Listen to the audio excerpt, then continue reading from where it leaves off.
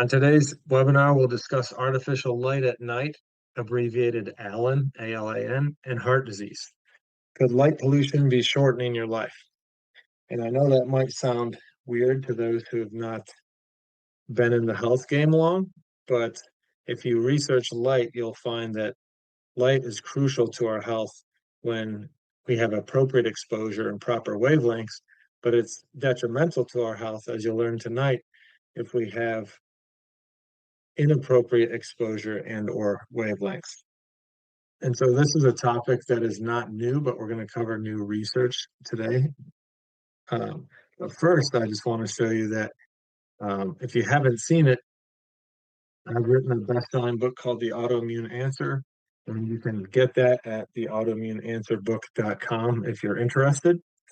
But the reason I show it to you is I cover this topic in my book, and I wrote this book in 2020, but it's just as relevant today as it was on the day that I published it. And you can see here on page, oops, sorry, let's go up the slide. You can see here on page 213, I begin the discussion on artificial light at night when I'm talking about interference with circadian rhythm and sleep physiology. And so, as I state here, screens use devices such as flat screen TVs, computer monitors, tablets, smartphones. All the screens on those devices emit blue light. And blue light is a wavelength that stimulates the stress centers in your brain and stimulates stress physiology. And this is a major reason why, if you're having sleep issues, you may have heard doctors tell you, cut the devices an hour before bed or get rid of devices at night. You don't want to have a TV in your room. You don't want to be scrolling while you're laying there in bed. And the reason for that is blue light negatively affects your circadian rhythm by suppressing your melatonin. Well, you need melatonin to fall asleep. So the more you're swiping while laying there in bed, the more you're damaging your ability to fall asleep. And if you create dysfunction in your circadian rhythm, then you can create dysfunction in health. Okay, so circadian rhythms are disrupted by sleep deprivation, shift work, so working third shift at the hospital, say, or blue light from screens. The negative health consequences can be anything from metabolic syndrome, obesity, depression, cancer. And the reason, again, is because the chronic artificial light decreases immune function, elevates cortisol levels, and chronic cortisol release drives up inflammation and the risk of all disease. And so you can find more inside the book, and you can also find more on my YouTube channel, specifically this video that I published a couple of years ago entitled Stop Working Overnight Shift, It Is Killing You. And this video is cool because in this video, I'm showing you a case from my office of a nurse that came to me inflamed and with issues, and she came to me working day shift. And so when I work with people, in her case, we were working together for 3 months. And so at 6 weeks, we ran some updated midterm labs, and all her numbers were improving. And as she sat there at that visit, she said, unfortunately, they've moved me to third shift. So third shift, for those who don't know, is the overnight shift. So as a nurse, she got moved to third shift right after we had had labs of her going 6 weeks in day shift and improving her health. So I said, that is unfortunate, but it's also cool because we'll have a little case study now of here's what you looked like when you were healthy working day shift. Now you're going to go work overnight shift. And after 6 weeks, we're going to test again and see what happens. And I'll let you watch the video to see what happened, but you can probably intuit that it wasn't good for her. So watch the video to see how drastically overnight shift and artificial light at night and sleep circadian rhythm dysfunction negatively impacted her health. And so this is a screenshot from that video and some research that I cite to show the evidence for what I talk about in the video. So we don't want to disrupt our sleep in any way. And one major way to do that, again, is artificial light at night. And so we have brand new research that we're going to cover today looking at this more deeply. You can see literally this article was published today. Today is November 3rd is when I'm creating this video. And this was from ScienceDaily.com, entitled Your Bedroom Glow Might Be Quietly Damaging Your Heart. And this is from the American Heart Association. So let's go over to the website so we can explore the article and see more. So here we are on the website, and we are looking at an article from an American Heart Association source from Boston researchers looking at artificial light at night. Specifically, these researchers were looking at how does artificial light at night impact health, and they found that nighttime light exposure increased stress-related brain activity, inflamed your arteries, and create a higher risk of heart disease. And so how did they measure that? Well, that's what we'll get into down here. So what they did, and this is hot off the press, like this isn't even published yet. This is November 3rd. This information is going to be presented at the American Heart Association Scientific Sessions for 2025 next week, the 7th to the 10th of November in New Orleans. So it's really cool that we get to see this ahead of time. But what these researchers did was they looked at how did nighttime light pollution, excuse me, impact health of people that are living in urban settings. So even if you don't live in an urban setting, you're still being exposed to nighttime light pollution if you have street lights outside your house, okay? Or if you have, um, unless you live in the middle of Utah or Arizona or somewhere where there's no no city lights around, suburban people are being impacted too. And so this matters. Okay, your phone matters, your TV in your room matters, but so does the ambient light outside your home, specifically the man-made light. The stars, the moon, those things are fine. But this study was looking at man-made light. So in a first of its kind work that combined brain imaging and satellite measurements to outline a biological pathway that may connect nighttime brightness with heart disease risk. So they did SPECT CT scans of the participants' brains and bodies, and then, excuse me, PET scans and CT scans, not SPECT. And then they use satellite measurements to measure the light pollution where these people lived. So the author of the study says, we know that environmental factors such as air and noise pollution can lead to heart disease by affecting our nerves and blood vessels through stress. Light pollution is very common. However, we don't know much about how it affects the heart. So what they did was they had 450 adults come in, and they all had PET scans and CT scans. And if you're not familiar with what those are scans using radiation to look inside your body. And the CT scan shows you your anatomy, and the PET scan shows you your metabolism. So this imaging was allowing the researchers to measure brain stress activity and arterial inflammation in one scan. Pretty cool. And so what they found was the more light exposure, the higher your risk cardiovascular-wise. People exposed to higher levels of artificial light at night had higher brain stress activity, blood vessel inflammation, and higher risk of major heart events. This information was collected from medical records and evaluated by two cardiologists who were blinded, which means they didn't know who they were looking at, so they couldn't have a bias. The greater the artificial night light exposure, the higher the risk of heart disease development.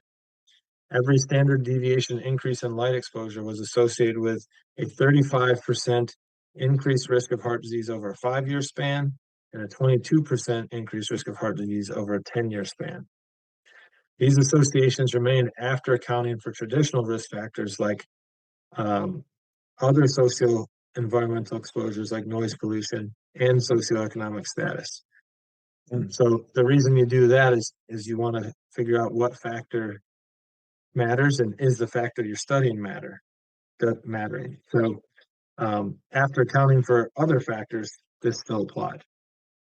In addition, the heart risks were higher among people who lived in areas with additional social or environmental stress, such as high traffic noise or lower neighborhood income. So, for example, if you have higher traffic noise, not only is light pollution, driving brain stress, but the traffic noise may be interrupting your sleep, which is stressful as well and causing sleep disturbance. So over a 10-year follow-up period, 17% of participants had major heart conditions.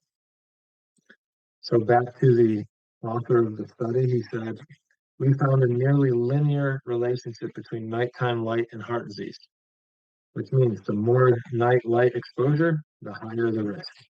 Even modest increases in nighttime light were linked to higher brain and artery stress. Okay, so again, we want to be diligent about limiting our nighttime light exposure. When the brain perceives stress, it activates signals that can trigger an immune response and inflame the blood vessels. Over time, this process can contribute to hardening of arteries and increased risk of heart attack and stroke. However, to counter the effects of the artificial light, he suggests cities could reduce unnecessary outdoor lighting, shield street lamps, use motion-sensitive light. On a personal level, people can limit indoor nighttime light, keep bedrooms dark, avoid screens such as TVs and phones before bed. Okay, so you can control what you can control inside your home, and then you can also control as much as you can outside your home. For example, I live in a neighborhood that has uh, street lights, well, it doesn't have street lights. I guess they're called street lights, street lamps, we'll call them, because it's not the telephone pole with the light hanging off it. It's just a standalone lamp, street lamp. And so there's one between my house and my neighbor's house. And so what we've done is we've spray painted the glass black so that we can't see any light coming from that light. And so now my neighbor and I and any other house around us that light impacted isn't being impacted. So if you can get away with it, go spray paint your street lamps. These findings are novel and add to the evidence suggesting that reducing exposure to excessive artificial light at night is a public health concern. And then they get into the circadian health. And so what they're saying is, again, we know too much exposure to artificial light can harm your health, particularly increasing the risk of heart disease. However, we did not know how this happened. This study has investigated one of several possible causes, which is how our brains respond to stress. This response seems to play a big role in linking artificial light to heart disease. And so, this research indicates that light pollution is more than just an annoyance. It could also increase the risk of heart disease. We hope clinicians and policymakers will consider nighttime light exposure when developing prevention strategies, and they want to take this study to a higher level and to do it again with more participants. So the take home for us is supports what I've already published on and we've talked about many times is that we want to have good sleep hygiene because how you sleep is a major impact on your current health and your long-term health. And you can control a lot of it. You can control the temperature of your room. You can control the amount of light in your room. You can not use your phone to entertain yourself right before bed. You can stop using your phone as an alarm clock, and you could get an analog alarm clock like this that can wake you up but has no light on its face, right? Or you can buy a Timex watch that isn't a smartwatch, it's just a battery powered watch but has an alarm on it. You can put that on your wrist. That's what I use. I have a Timex watch that has it does beep, but I don't use the beep alarm. It also vibrates, and that's what I use. So it vibrates and wakes me up, but doesn't wake my wife up because it's not beeping. So there's plenty of opportunities for us to improve our sleep hygiene. And then, of course, you know, other pollution besides the light pollution, there's EMF pollution like your router. So I personally always unplug my router before I go to bed at night. I shut off my phone to airplane mode and leave it down in the kitchen and do all the things I can do to minimize environmental exposure to noise, to EMFs, to light. And in that way, I can sleep as soundly as possible and promote long-term health. So I hope you'll join me in implementing those sleep hygiene tactics and teaching them to your family. Any questions or comments on this? Well, what if you just are naturally like you're doing what you can to do the sleep hygiene, but you naturally keep waking up at the same time each night? So there's a lot of other things that can be involved there for sure. Um, Metabolically, so there can be blood sugar things, there can be other stress issues, there can be, um, breathing and airway issues. There's lots Okay. of possibilities there. So, Okay. which we've covered some in various videos, but specific to this video, if those things aren't corrected by strategies we just talked about, then yeah, that would be pursuing more kind of metabolic drivers. Okay. I have a question. I Hmm. sleep with my mouth open, and I've tried to use Hmm. that tape, and I've noticed like a huge difference. When I sleep with that tape, I feel so much more alert when I wake up in the morning. Yep. Is there any way to train? Like, I don't really want to have to use the tape all the time. Is there Mhm. any way to like train myself to not sleep with my mouth open? Mhm. Uh, the tape is part of it. So at least while you're sleeping, the tape is training you because taping your mouth shut is forcing you to breathe through your nose while you're sleeping, and that's how we should be. That's how we all should be breathing while we sleep and breathing during the day too, is unless we're talking or speaking. Um, and I'm actually reading a book on this right now, which is awesome, and I'd recommend it to anybody. It's called Breath by James Nestor, I read Nestor. that. Yeah, it's Yes, I've awesome. read that. And so the tape helps because it's kind of obviously a feedback mechanism that it's not going to let you open your mouth. But then one thing that the book talks about is while you're awake, working on the 5.5 breathing or working on the nasal breathing as much as you can, and to the point where hopefully it does start to become a habit and you switch over that way. And so if you've been a Okay, because lifelong, go ahead. I was just gonna say, the book also, whenever I read that book, it talks about the different way that your mouth is shaped and like people's teeth are crooked because they breathe with their mouth open and things like that. And I thought maybe it was the way my Yep, mouth was shaped was why that was happening at night, but I wasn't sure if that might be a factor. that's probably a loop. So that it talks about people's jaws and teeth are messed up because they mouth breathe. But then because they mouth breathe and mess up their mouth, it's harder to, shut your mouth.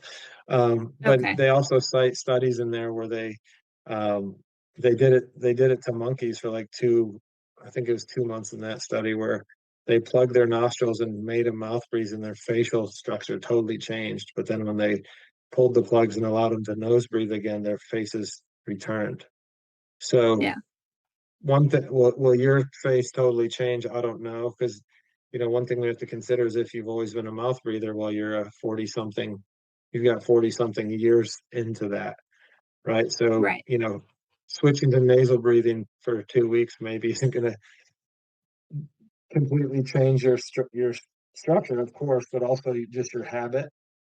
So it'll probably take some Right. time to not just tape, but also during the day consciously do it. So I've been working on you know, shutting my mouth, while I'm walking the dog and just breathing through my nose. Yesterday, when I was at the gym, I do legs on Sundays, and when I was squatting, I was keeping my mouth shut and just breathing through the nose, in and out through all the reps. And it's definitely different and takes focus, right? Because when It's it gets hard definitely to breathe, different. yeah, I want to open my I mouth, have you stairs know. I have stairs at work, and I remember trying to when I was going up and down those steps, I would try to breathe with, and it's hard work because there's a lot of steps, and I don't exercise as much as you do. And so I was having a hard time breathing through my nose like that because it's hard. Yeah, yeah. Yeah, and so, that's the feedback for you to say, hey, that maybe this is too much right away. Maybe you Right. you say, okay, I could do one or two flights before it got too hard, and then over time you work to advancing more flights. Like for me, there's something I do at the gym, the zone 2 biking. Like I'll zone 2 bike at the gym, but I've always done it kind of like just slack jawed and mouth breathing. And so I want to work to do it with just nose breathing the whole time. I've done some nose breathing with it, but I can't maintain a zone 2 pace and nose breathe. So I need to slow it down even further to, hey, maybe zone 1, what can I nose breathe, and then build back up. And there's CrossFitters that work out with mouth tape on and stuff. So I ordered some the other day. I'm going to mess with it a little bit because I want to, I want to up my game that way if I can. So, Yeah. Do you have any recommendations for what kind of tape to get? Because then I started thinking about, well, I'm breathing through plastic all night. And I know maybe I shouldn't be thinking about that technical, but no, I didn't know if no, you had a recommendation that was something cleaner. that's actually the right way to think, I think. And so I ordered the one that he said he used during the research study he was in Stanford, which was the 3M neck cord Dura tape, which is a surgical tape that doesn't have it doesn't have a smell, um, like it doesn't have a scent, and the adhesive wasn't as brash or whatever. So I'm starting there because he said he tried a bunch and that was the best one for him. Um, What was the name of it again? It's 3M Nexcare, Nexcare, Dura. I think it was Okay. Dura tape. It was on Amazon. I got 2 rolls for $6. Okay. I'll try that. Yeah, but he I've said tried several different he's kinds. yeah. So um, let me know what you think. I'm gonna start with that one. But you're right to think about exposure, and so anything that has an adhesive, you know, is going to probably have something that we don't like about it. But then you're weighing, okay, well, if I can stop mouth breathing, the net benefit is probably much higher with the tape than continuing to mouth breathe, Right. I mean, I just right? feel so much better the next day. It was amazing Y- how much better I y- felt, like completely alert. Yeah. So, I mean, if that's how you're experiencing it, then even if you can't find use the cleanest tape possible, but if you can't find a super clean one, well, still the net win is huge. And one thing I've been Yeah. thinking about that I've done in the past is where just again experimenting is where breathe right strips on my nose. So I said, Uh, well, what if I mouth tape and put the breathe right strip on? Now I'm double good. I'm widening my nasal passages and shutting my mouth. oh, I might So try that. yeah. So good question.